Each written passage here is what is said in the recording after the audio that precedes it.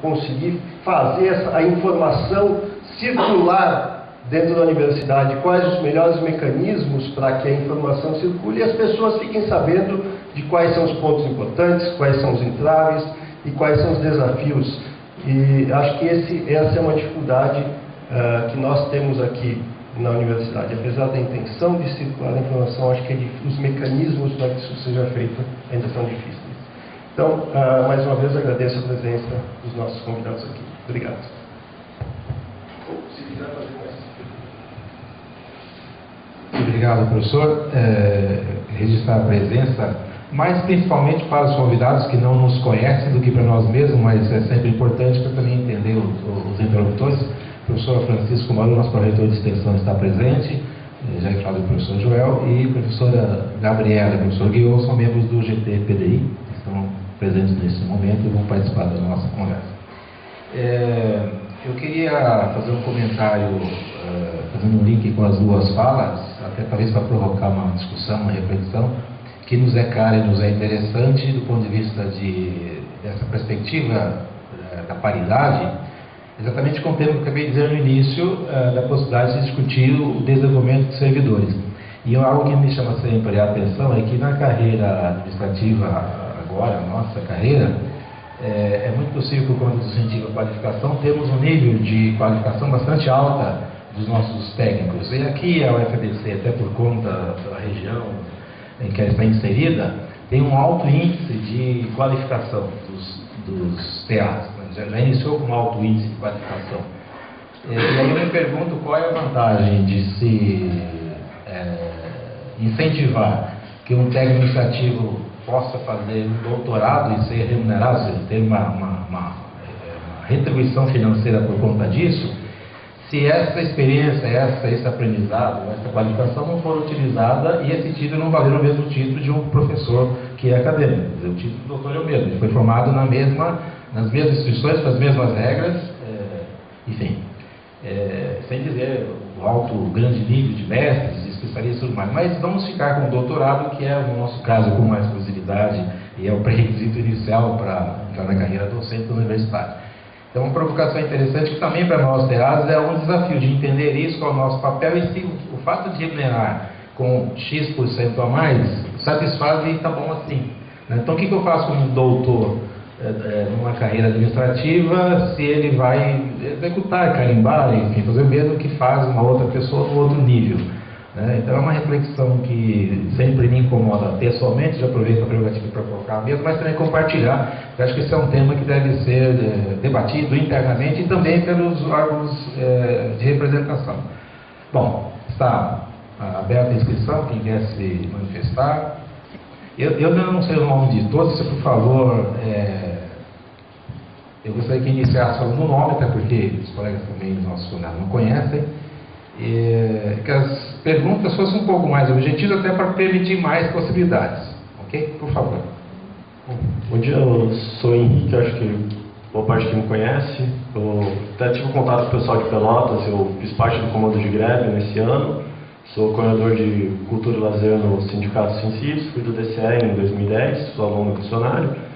E uma coisa que eu gostaria de colocar Henrique, a necessidade da universidade ter ferramentas para distribuição de poder, seja de cargos indicados, cargos eleitos, assim, que não necessariamente uma pessoa fez uma coisa ilegal ou algo assim, mas às vezes pode ter necessidade de a comunidade não se sentir bem, assim, não apenas representada, mas também assim, que o trabalho desenvolvido não tem sido aquilo esperado. Tanto, por exemplo, de um reitor, de um chefe de divisão, de um representante no Consune. Então, eu gostaria de colocar essa questão assim, da necessidade disso para que seja efetivada a democracia. Que, assim, por exemplo, os servidores ou os clientes de um serviço, por exemplo, podem estar se sentindo insatisfeitos com como um setor está andando. Os funcionários de um setor, a gente pode estar achando, por exemplo, que o gestor ele não está sendo eficiente no trabalho dele, que até parte da democracia, assim, a pessoa está sendo autoritária, que coisas poderia ter sido melhor desenvolvido o trabalho. Então eu gostaria de se colocasse assim, como que seria a necessidade e se sugestão de ferramentas, assim, por exemplo, para a destituição de poder, no caso, ou situação dessas. Obrigado, Henrique. Mais alguém quer fazer consideração?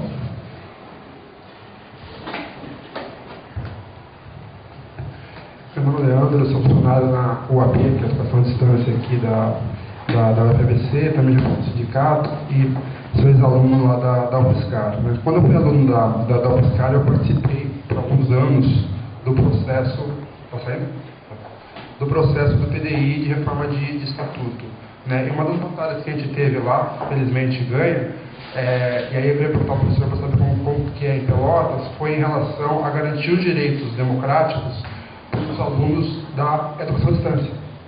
Né? No caso, logo no começo, isso não era uma realidade, hoje um aluno de EAD de graduação, ele pode ser um membro do conselho universitário, do conselho de curso, qualquer conselho da universidade, exatamente da mesma forma que um aluno do presencial. Entra-se a outra questão de como levar o aluno à universidade, mas tudo isso aí foi um pouco sendo equacionado. Eu queria saber um pouco em Pelotas como que é isso. Nessa eleição para reitor, que o professor foi eleito, se os alunos da modalidade de EAD votaram normalmente nessa eleição ou não, e se os alunos de EAD lá, se eles conseguem participar, se eles estão aptos, né, se eles têm a possibilidade de serem membros dos conselhos universitários e outros como representantes normais, se a eleição lá é permitida ou não. Um ponto que entra importante nisso é que algumas universidades têm a prática de, entre aspas, terceirizar ou ceder o processo eleitoral de conselhos para o DCE, para os sindicatos, e geralmente quando isso acontece, no caso dos alunos, quando o processo é cedido ao DCE,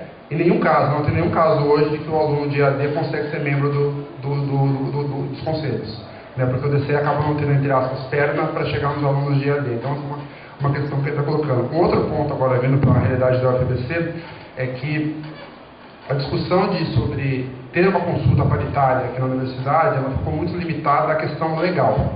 Né? Então, é uma questão de medo jurídico. Né? Medo jurídico de nós, dos conselheiros do Consune, enquanto aprovar uma consulta, certo, paritária, e seguir essa consulta depois, posteriormente, na condição de colégio eleitoral. Eu estive presente na reunião há 4 anos, quase 4 anos, há 3 anos atrás, que discutiu isso, e esse foi o ponto determinante para que nem fosse encaminhada a proposta de consulta paritária versus consulta 70% e, no caso, 15-15. Certo? Então, esse é um outro ponto que eu queria perguntar especialmente para o Rony e para o professor, qual que é a base hoje que as universidades utilizam, a base legal, para que nenhum conselheiro do Consune se sinta desrespeitando a lei ao aprovar uma consulta ou uma pesquisa eleitoral, né? Porque acho que essa foi uma discussão que pegou muito aqui na PBC, essa parte legal. Nós não temos condições de aprovar, estaremos indo contra a lei se nós aprovarmos que o Conselho Universitário siga uma consulta qualquer paritária. Então, esses são os 2 pontos que eu queria colocar. Obrigado, Chamari. Mais alguém? Não? Então, Marcelo, por favor, então, Marcelo.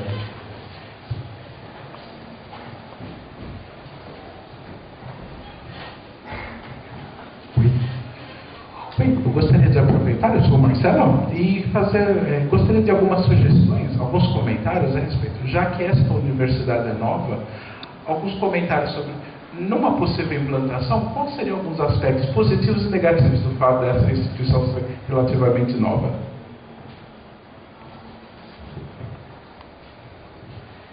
Marcelo é um dos nossos representantes no Conselho Universitário. Bom, quem inicia pela ordem inversa, o professor quer comentar, por favor. Seja à vontade. Talvez a gente pudesse especular tempo. Não agora, nem certeza que a palavra tudo bem. Talvez até para duas a gente não tem problema de tempo das respostas. Eu vou tentar ser bastante breve. Estaria aí? Desculpa, mas eu estou segurando uns 10 minutos, tá bom? Até. Então, 5 perguntas, várias questões entre elas, né? Começar pelo vice-reitor, professor Gustavo, é isso? Certo. Então, dá uma boa tarde, né, professor? Então, ele coloca como um dos elementos importantes, não é, da democracia a questão da livre circulação de informações, não é, e como que a comunidade, portanto, pode se apropriar, não é, desse conjunto importante, né, que circula hoje dentro da instituição. Em primeiro lugar, quer dizer, nós temos que partir da premissa de que tudo que está dentro da universidade é público. Né? O que nós produzimos aqui em termos de conhecimento, de pesquisa, de ensino, é público. Né? E nós temos que ter absoluta transparência e absoluta publicização daquilo, tudo que circula, desde atas de reuniões, desde pareceres, desde resoluções. Né? Então, quer dizer, nós temos que ter uma tecnologia de informação e comunicação que nos permita publicizar tudo da forma mais abrangente e democrática possível. Não é? Nós vamos colocar justamente a tecnologia a serviço da instituição, tornando todas as questões que dizem respeito de fácil acesso, tanto para a comunidade interna quanto para a comunidade externa. Quer dizer, esse inclusive é um dos preceitos constitucionais da publicização. Não é? Nós temos que trabalhar sempre visando, não é, isto como algo estratégico, inclusive dentro de uma instituição de ensino. Né? Então essa preocupação realmente procede e acho que é um desafio que nós temos que enfrentar, né, de tal forma que nós possamos criar, não é, através das redes sociais, através, não é, de sites, né, da forma mais fácil possível o acesso a todas as resoluções, a todas as informações produzidas dentro da universidade. O expedito coloca a questão do incentivo ao doutorado, né? Quer dizer, que vantagem tem se, na verdade, a prática de trabalho, né, não se altera. Né? Então essa é uma questão também muito importante e que ela diz respeito, inclusive, ao próprio plano de carreira e cargos. Né? Quer dizer, na medida em que o técnico administrativo ele vai se qualificando, que é um importante direito conquistado pelos técnicos, não é? Isso também poderia estar implicando em alterações no que diz respeito ao seu processo de trabalho. Né? E acho que é inteligente por parte da instituição, quer dizer, aproveitar esses profissionais que vão se qualificando dentro dos seus próprios processos de trabalho. Quer dizer, uma instituição que produz ciência, que produz tecnologia, né, que trabalha com a pesquisa, é bastante adequado que, sem prejuízo, digamos, do bom andamento de seus processos de trabalho, quer dizer, esses profissionais fossem efetivamente incorporados, né, dentro das suas áreas, aquilo que a universidade tem por finalidade. Né. Então é algo que acho que é importante ser pensado, né, ser colocado dentro do plano de carreira, né, e ser negociado, inclusive, pelos sindicatos junto às administrações. Depois o Henrique coloca uma questão importante, que é como a gente pode destituir de poder as pessoas. Né? Eu acho que nós não conseguimos ainda instituir poder para a comunidade acadêmica. Né? A gente está pensando numa coisa que está para além, eu acho, da nossa realidade atual. Quer dizer, hoje nós temos ainda, né, o poder circulando dentro de grupos tradicionais históricos nas universidades. Isso talvez seja menos visível aqui, porque é uma instituição nova. Né? Então, os redutos de poder ainda estão se conformando, né? Apesar de que se já estamos aí com 5 anos, certamente a gente já pode observar aí, não é, os diferentes grupos. Né? Mas, por outro lado, quer dizer, a universidade ela tem plena autonomia na elaboração dos seus estatutos e normas. A universidade ela tem pleno poder para instituir e desinstituir quem quer que seja da forma que ela bem quiser. Então, no processo justamente de análise do seu PDI, né, de formulação do seu projeto pedagógico, né, que se pressupõe inclusive a possibilidade de uma constituinte eleita democraticamente para isso, paritária, com as pessoas, né, sendo votadas a partir dos seus planos, né, isso pode muito bem, quer dizer, conformar a possibilidade de normas que prevejam esse caso. Né. Quer dizer, isso pode muito bem ser regulamentado, até de forma inovadora e exemplar para a sociedade, porque, via de regra, as nossas eleições, elas dão, né, mandato para as pessoas, dentro do mandato, né, não se pode modificar absolutamente nada. Né? Então, o que acontece? Há essa possibilidade. Então, cabe à universidade querer tomar para si essa tarefa de criar mecanismos, né, que pressupõem, inclusive, essa desinstituição de pessoas. Isso é interessante porque, como nós temos autonomia, né, nós podemos muito, né, na verdade, só que a gente não nós não nos autorizamos a isso.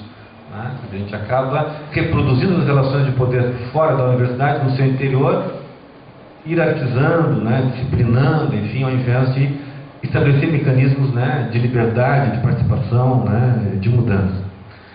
Depois o Leandro fala a respeito da participação dos estudantes da educação à distância nos processos eleitorais, em primeiro lugar. Né?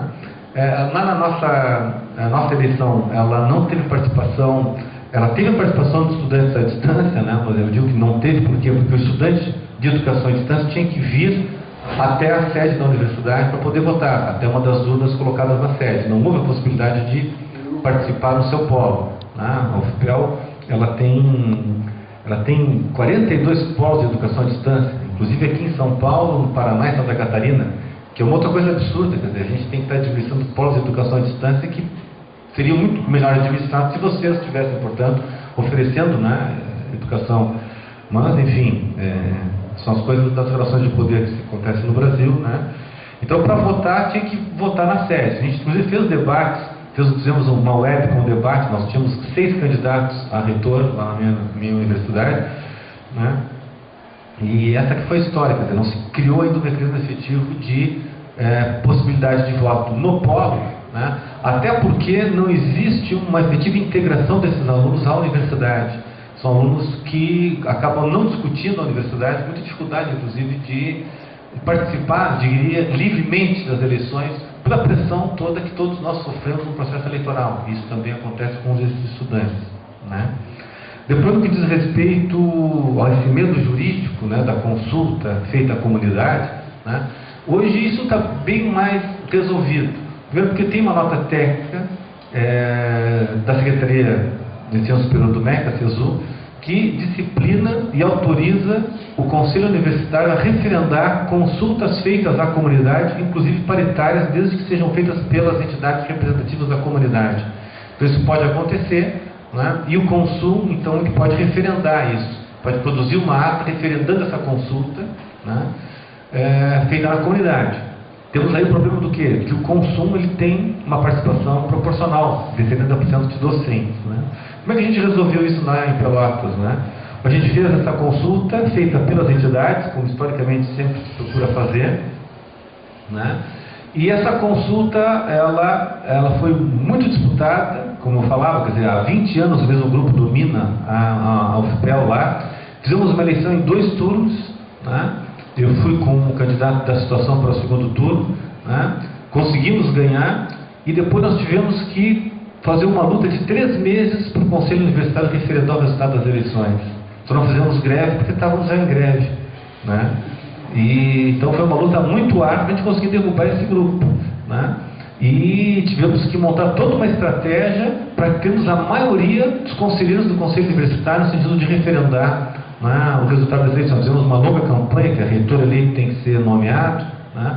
E no final conseguimos uma votação boa, 39 votos no Conselho Universitário e 21 contra, né? E 3 abstenções. Quer dizer, foi uma luta muito forte que a comunidade teve que fazer para a gente conseguir ser nomeado, eleito também pelo Conselho Universitário. Mas aí o que acontece? A ata que faz a eleição no consumo, ela não pode absolutamente falar nada da consulta feita à comunidade, senão se pode arguir a inconstitucionalidade da eleição, né? Então, é como se fosse feita a eleição no consumo, como de fato foi, né? E então tem todo um arranjo que, na verdade, é não fazer menção a isso, né? Lá a gente resolveu assim, né? Mas poderia também o Conselho Universitário, como o caso lá de São Carlos, poderia, porque o Conselho Universitário pode delegar poderes às entidades que fazem essa consulta ou pesquisa. Lá no Rio Grande do Sul, a FURG, né, a Fundação Universitária de Rio Grande, também utilizou esse mesmo nome, pesquisa de opinião, e depois o próprio Conselho Universitário, então, referendou aquilo e colocou na ata. Né? Ou esse modelo, então, de que tu faz 2 processos, respeita aquele, né? No nosso caso, tinha que respeitar quase que a força. Né? E o Marcelo coloca, então, aspectos positivos ou negativos de sermos uma instituição nova, que é a universidade. Eu acho que eu vejo com só aspectos positivos. Né? Eu acho que é muito legal, enfim, o Brasil estar criando universidades. Lá no Rio Grande do Sul a gente também criou algumas, né? A Universidade Federal do Pampa, a Universidade Federal da Fronteira Sul, a Universidade de Integração do Mercosul, tem 3 universidades novas lá. Isso nos dá essa possibilidade de nós podermos gestar a universidade através de um processo efetivamente democrático, né? Através de um processo constituinte, onde a democracia se transforme, né, como eu falava, como um aspecto cultural da instituição. Isso é muito legal, é muito importante, é muito interessante, né?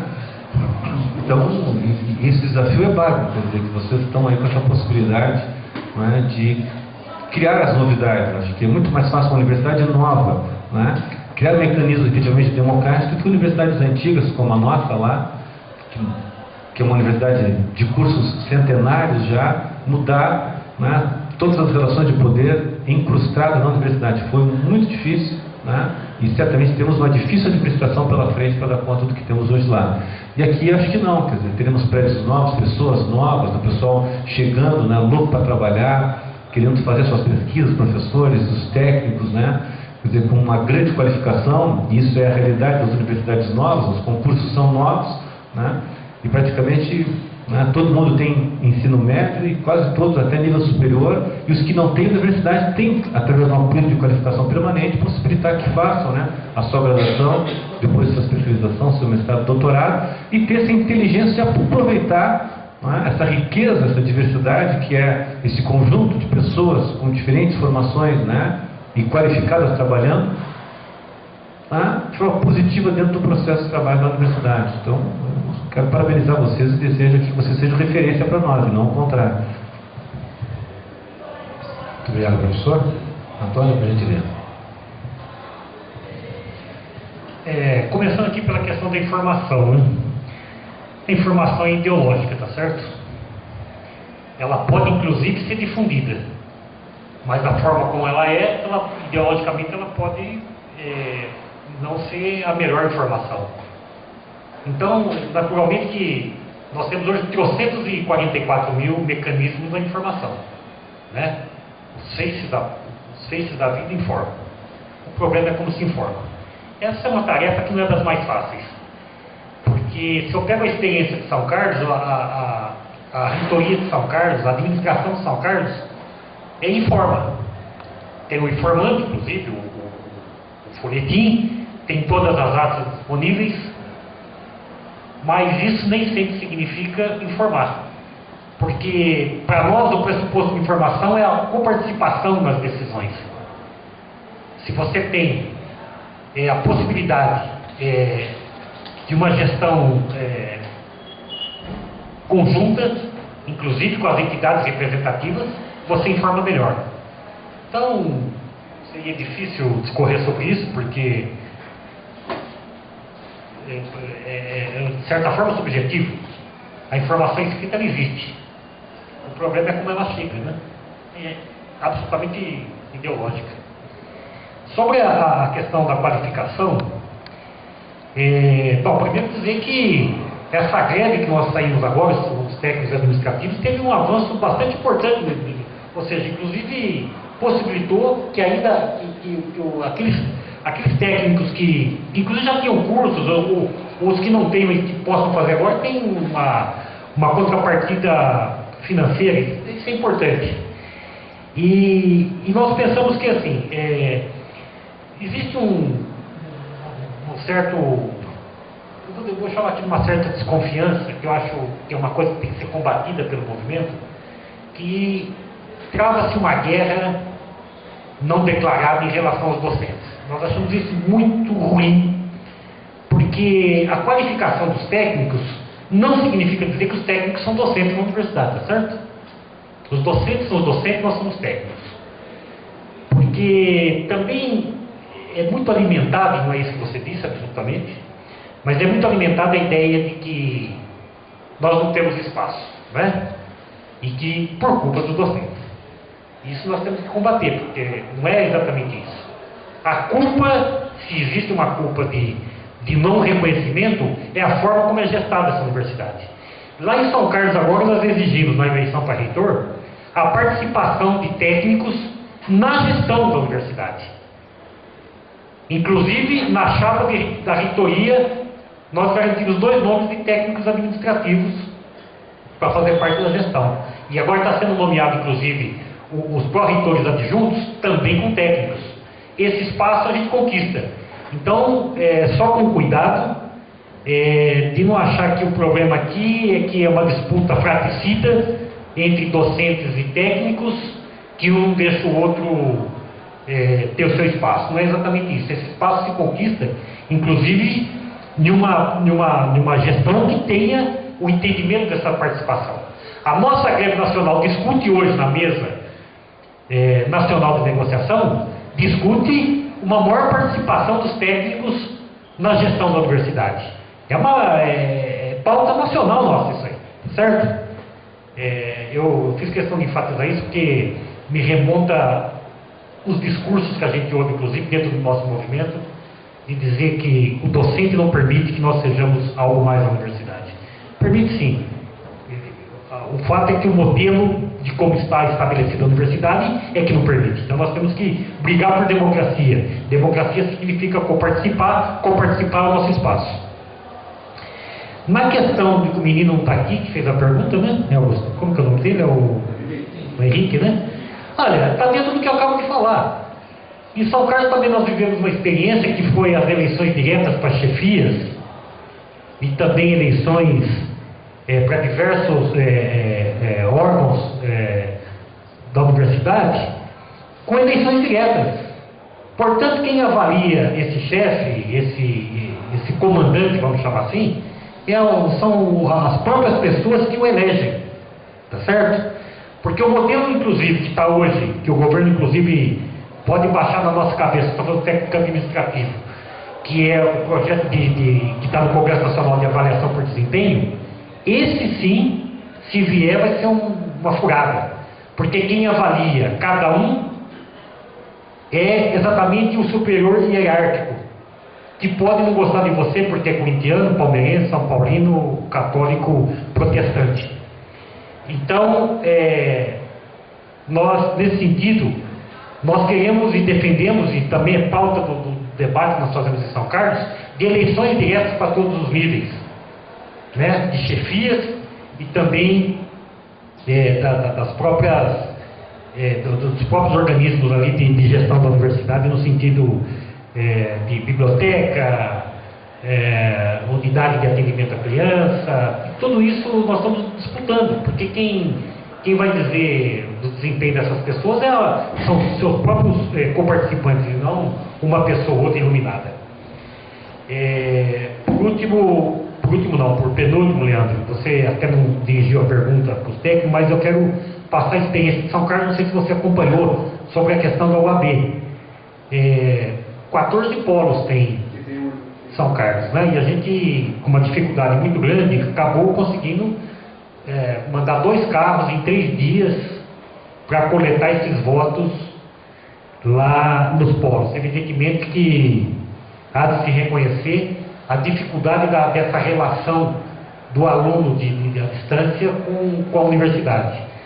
Eu, particularmente, inclusive dentro da comissão que fez a eleição, acho que essa participação tem que ser mais efetiva. Tudo bem, ele é à distância, é um aluno à distância, ele não está no dia a dia na universidade, mas ele optou por aquela universidade pela sua formação.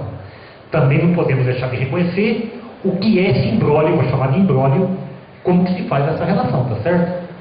Porque ele está à distância, fica mais difícil esse contato. Agora, nós pegamos uma saída ali meio aqui, além de coletar o voto, fizemos uma webconferência, não sei se você teve a oportunidade, onde apresentou as chapas. Mas é um pouco também de outros segmentos da universidade que nós reivindicamos estar dentro dos conselhos. Por exemplo, os aposentados, dos técnicos administrativos, não participam dessas instâncias de decisão da universidade, mesmo dentro da proporção 70-15-15. Nós achamos que tem que participar. O cara tem uma vida toda dentro da universidade, é um aposentado, por que ele não participa dos destinos da universidade? Mas isso tudo é questão democrática da disputa que se faz no dia a dia. E por último, do Marcelo, que fala qual seria a vantagem de uma universidade nova. Essa universidade nova, ela pode ficar velha rapidinho. Ela pode, com menos de um ano, estar velha, envelhecida, se a gente não conseguir superar o que é essa questão que nós disputamos no dia a dia do movimento, que é a democracia. Se essa universidade, inclusive, me permita dizer, continuar com esse modelo, que é o modelo de eleição nos modos de 70, 15 por 15, ela já está velha. Ela pode nascer velha. E ela pode continuar moça se nós conseguirmos mudar essa relação. E nós achamos que não é nada demais mudar. Essa lei, que inclusive me foge o número de 70, 15, 15, nada mais é do que o entulho autoritário de Fernando Henrique Cardoso, que infelizmente o governo petista a mantém. Porque, como eu disse aqui no primeiro exemplo, aqui, quando veio a história da judicialização da greve, infelizmente houve-se muito descontentamento, muito nariz torcido, mas ninguém se propôs a discutir a autonomia universitária. A autonomia universitária está fadada ao quê? Ao que a lei dessa autonomia fala para nós? Ousar mudar, ousar vencer. É isso que nós temos que fazer. Obrigado. Obrigado, Antônio Donizete. Mais alguma inscrição? Por favor. O Alexandre.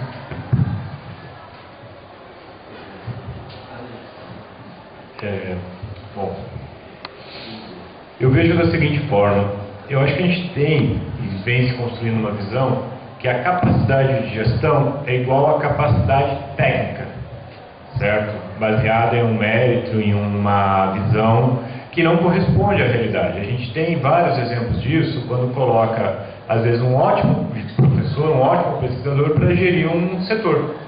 E ele não sabe fazer aquilo, não estudou para aquilo, ele domina as ferramentas técnicas que aquela área de conhecimento desenvolveu para exercer aquele trabalho. Ele desenvolveu outras ferramentas para outros trabalhos e se aperfeiçoou naquilo.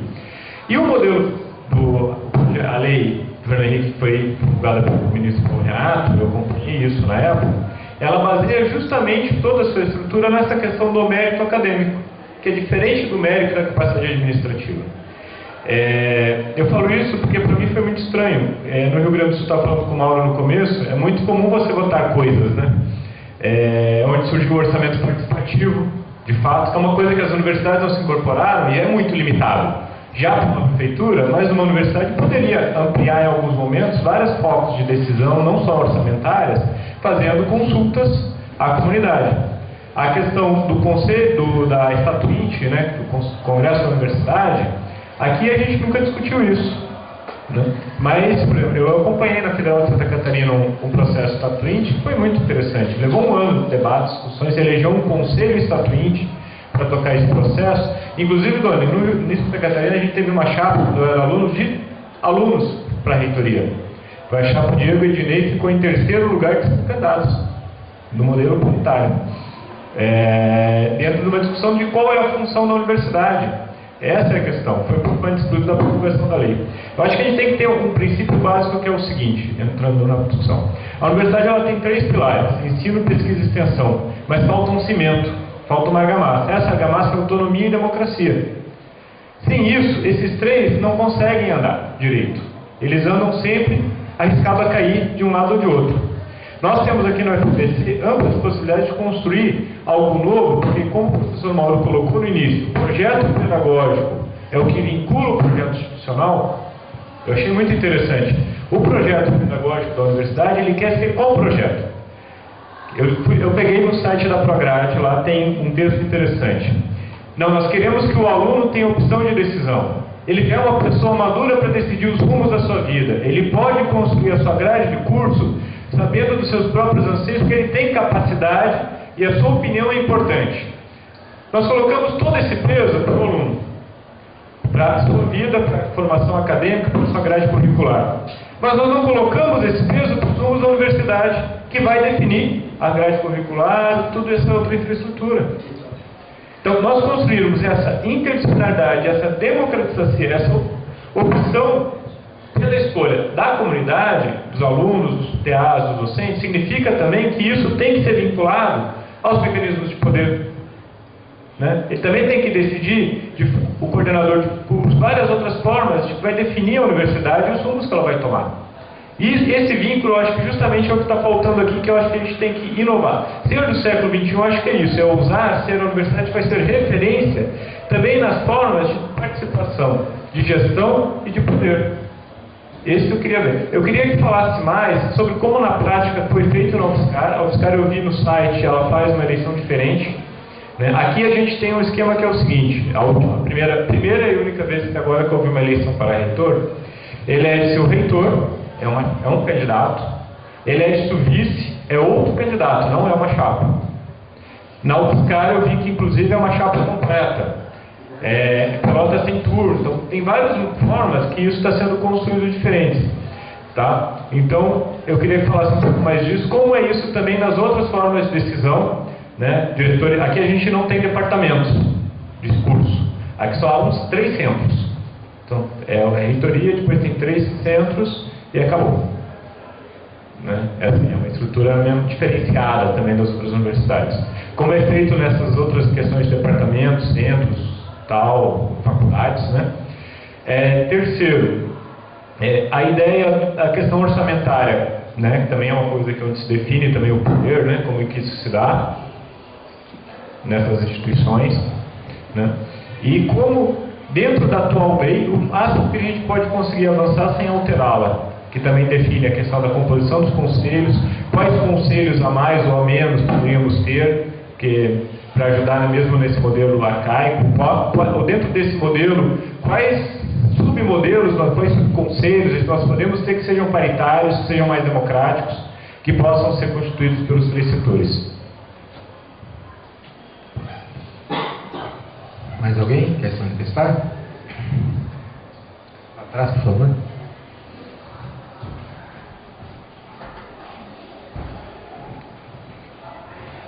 Boa tarde, meu nome é Guilherme, eu sou estudante aqui da Faculdade de Ciência e Tecnologia. Eu acho que nos poucos, ou seja, o único estudante que está aqui. Justamente, eu queria tocar no caso dessa parte da informação, voltar para a parte da informação e voltar também para a parte do aluno, né? O aluno, na verdade, pelo menos uma universidade nova como a FABC, ele é um aluno que ele entra e a partir do momento que ele está aqui, ele não tem uma formação, um conhecimento voltado para essa área de representatividade, de democracia. Eu queria saber qual é a participação do aluno em si nas decisões da UFPEL, e eu queria saber também qual o papel, até onde vai o papel da criação desse pensamento de democracia com relação ao corpo discente, e qual o papel do professor e até mesmo do técnico administrativo na criação dessa cultura democrática dos estudantes.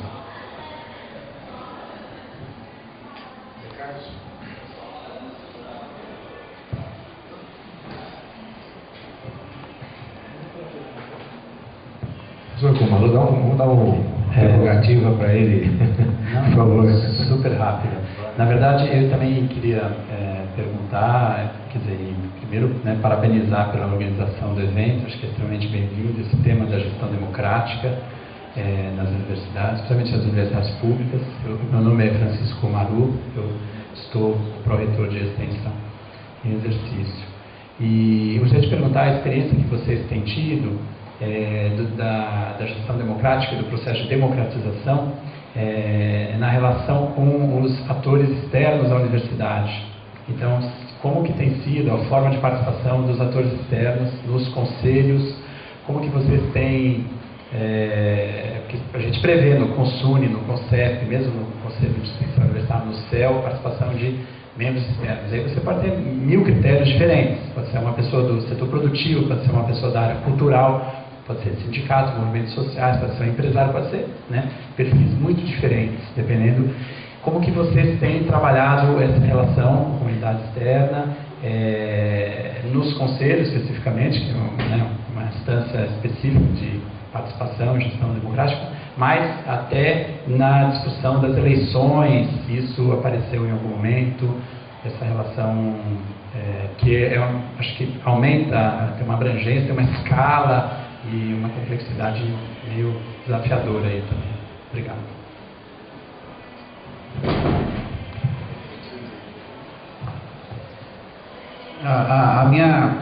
Primeiro eu vou fazer um balanço, né, para os nossos convidados entenderem um pouco a situação do FABC do século administrativo. administrativos, que eu acho que esse ano foi paradigmático para a nossa universidade, que foi a primeira greve, né, dos três setores, onde, né, os professores, docentes e professores discentes e os técnicos administrativos tiveram um movimento e fizemos várias ações conjuntas. Eu acho que o saldo da mobilização foi o seguinte: os técnicos administrativos, uma tomada de consciência do nosso papel dentro da universidade.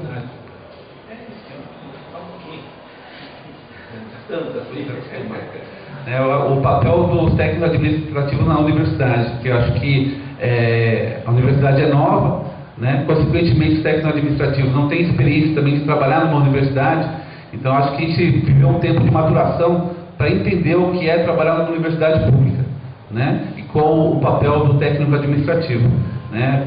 Quando o Tony fala da pendenga que existe, né, que não existe espaço para o técnico, porque o docente ocupa todos os espaços, né, eu acho que ele foi muito feliz, porque desde 2008 que eu estou aqui que eu vejo isso, que existe uma certa, um estresse, né, quando fala de docente parece que é o inimigo a ser vencido.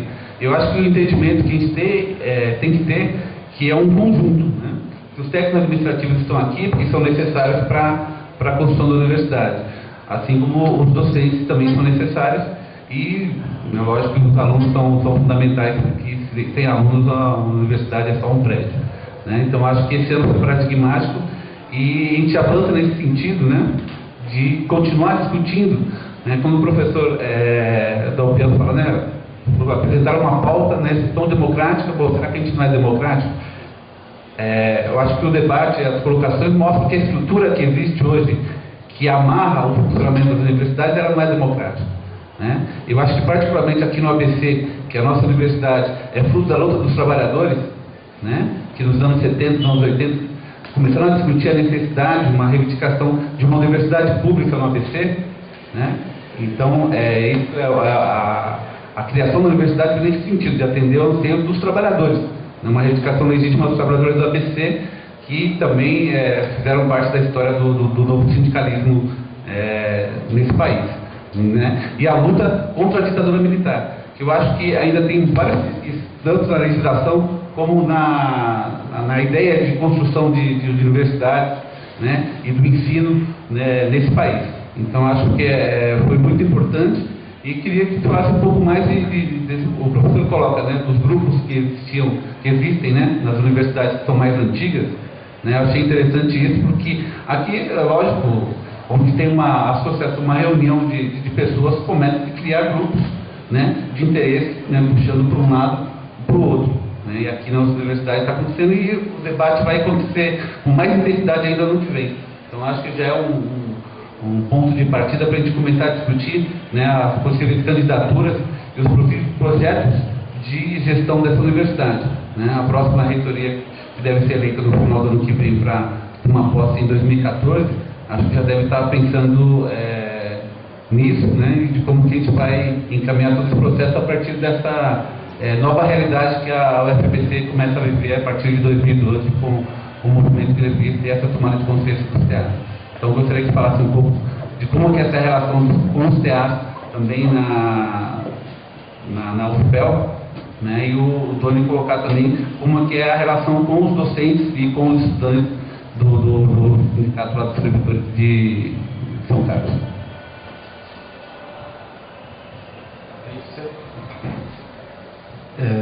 Enquanto chega o microfone a Patrícia, eu queria informar que são 18h04 no meu relógio e tinha me dado um deadline de 18 horas. Eu não sei, não conversei com a disponibilidade dos nossos convidados, tem um pouco livre no horário, nem um vou saindo correndo agora daqui a pouco. E a plateia, bom, então nós podemos ficar à vontade e conforme vai rendendo nós vamos conversando. Eu também, até amanhã, às 9 da manhã de novo, estou à disposição aqui. Por favor, Patrícia. Boa tarde. O professor Mauro disse que para a eleição foram duas batalhas, porque quando chegou para o Conselho referendar foi outra eleição, aparentemente pelo resultado da votação. eu não sei há quanto tempo já é esse modelo de eleição paritária na sua universidade, mas isso não deveria ser algo automático? Chega-se essa lista lá no conselho e o conselho referenda ou não? Existe alguma previsão de mudança para isso? Porque, pelo que eu entendi, a eleição paritária seria isso. O conselho vai referendar aquilo que a comunidade decidiu e não precisar de uma nova negociação, como foi, de repente, eu não sei se existe também essa negociação de cargos, pró-reitorias, para os novos gestores poderem assumir. Então, eu queria saber de como realmente seria esse processo de democracia, porque, a princípio, o conselho poderia ser barrado, né? Então, de repente, para a gente não ter esse mesmo problema aqui na universidade, quando a gente conseguir esse tipo as eleições paritárias também. E no mesmo sentido, se na UFSCar também funciona dessa maneira. Obrigada. Obrigado, Patrícia. Mais alguém? Para a gente fechar essa última rodada? Não? Queria fazer um comentário antes, até para dar um informe também para os nossos convidados, de uma coisa que nós praticamos aqui, que às vezes não é sabida, até por muitos servidores, mesmo para os docentes que não têm essa prática. De algum tempo atrás, nós introduzimos nas palestras, nas atividades de ambientação dos novos servidores, porque nós temos cada mês, às vezes por semana, tendo um grupo novo de servidores, né? Agora está diminuindo um pouquinho mais esse ritmo. Uma palestra em que nós damos um retrospecto já da história da universidade, tão recente, mas dos anos anteriores, e um dos aspectos que nós sempre citamos foi a característica da novidade, que é vir de um outro tipo de emprego, uma relação de trabalho, para trabalhar numa universidade em que tem um conselho universitário ou outros órgãos deliberativos e órgãos colegiados que têm a representatividade, inclusive, dos técnicos, alunos, docentes e técnicos, inclusive a comunidade externa, em alguns casos. E que não é uma prática, e não se conhece isso fora, em outros ambientes isso não acontece. Então é um desafio para quem vem trabalhar, que tem um espaço, e que às vezes, recorrentemente, não é disputado, não é participado. Em alguns momentos nós não chegamos nem candidatos, inclusive, né? Nós lembramos bem disso recentemente. Isso acontece também, já aconteceu, inclusive, nos centros, para representação em algumas instâncias. Algum centro não teve candidato, não teve interessado em candidatar-se no órgão representativo. Então, é um outro dado que estou oferecendo aos senhores para ajudar essa reflexão e ver como em poucos anos, na verdade, temos 6 anos e 5 meses de existência, já há uma história que leva para os dois lados. Nós reivindicamos participação e espaço, mas também não estamos muito preparados, habituados. E só aumentar um dedinho de conversa nessa reflexão, que é o seguinte: para um técnico administrativo e também para o aluno, de alguma maneira, a participação em órgãos deliberativos tem um ônus, que é, enquanto ele trabalha, ele tem que fazer uma outra atividade, que muitas vezes é tida como uma atividade extemporânea, acessória, política, interesseira e por aí vai, ou de quem não tem o que fazer, né? O que é o pior dos mundos, mas é uma realidade. Para os alunos também, o aluno que está dedicado, bom aluno dedicado, que boa nota, não participa de movimentos e tal. Isso vem de longa data, né? Porque é difícil quando participar das duas coisas, a demanda pelo resultado. O docente, de alguma maneira, já está inserido na cultura, ele deu a aula, mas fora da aula é natural e aceitável que o docente participe dos órgãos colegiados e tudo mais, até porque uma parte desses órgãos colegiados faz parte da atividade acadêmica. Por exemplo, os colegiados CONCEP, no nosso caso, e as coordenações de curso e por aí vai. Então, é um desafio, porque não parece, mas isso na prática, para exercer até o direito depois de conquistado, fica um pouco mais difícil. Então, coloca também um pouquinho mais dessa pimenta aí na reflexão dos senhores. José, você quer começar? Por favor. Bom, começar por onde você terminou, que é o seguinte: mesmo com essa característica diferenciada do docente de ter uma relação mais próxima, talvez, com as discussões que se travam dentro dos conselhos, porque a partir dos conselhos, naturalmente, que se gesta ali o que vai ser os rumos da universidade, ainda assim eu acho que a questão é essencialmente política. A participação também dos técnicos e alunos, ela é fundamental, porque mesmo que essa relação não seja a mais próxima. Eu digo isso porque tem uma coisa que eu ouvi aqui fora, antes de entrar aqui para essa reunião, que também me fez lembrar o que eu vivenciei em São Carlos. Eu sou secretário do curso de terapia ocupacional, me puseram para fazer parte do conselho do departamento. E eu sentava na mesa lá, os docentes discutindo terapia ocupacional. Né? Eu ficava absolutamente voando ali, natural. Não é a minha praia, né? No entanto, qual era a importância que eu sentia mesmo com essa dificuldade? Ali também passam decisões que vão gerir aquele departamento, tá certo? Existe minimamente interesse dos técnicos? Ali existia, que surgia esporadicamente, mas existiu.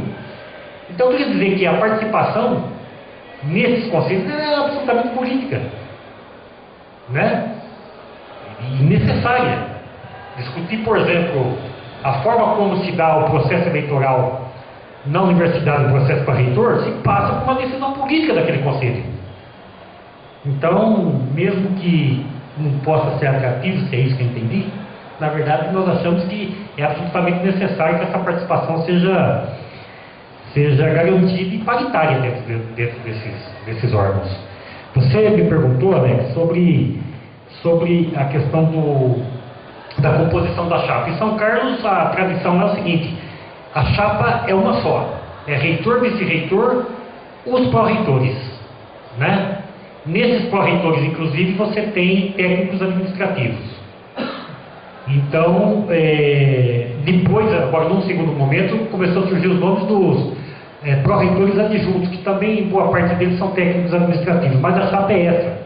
E requer, desculpe, esqueci seu nome, Patrícia, requer sim, eu não diria que acordo, mas, por exemplo, lá na eleição de São Carlos agora, a eleição da atual reitoria foi vencida por uma margem assim ínfima, 0,00 alguma coisa. 4 votos mudava a eleição. E vai para dentro do conselho já com esse clima da divisão do que foi a disputa, e ali se começa a falar em ação judicial, em mandado de segurança, em desembargos, e a gente ouviu de tudo quanto era tipo de questões jurídicas. Quando um professor da filosofia, Wolfgang Leomar, fez uma fala dentro do conselho dizendo que ali não era um espaço para esse tipo de disputa legal, que ali o que se preservava era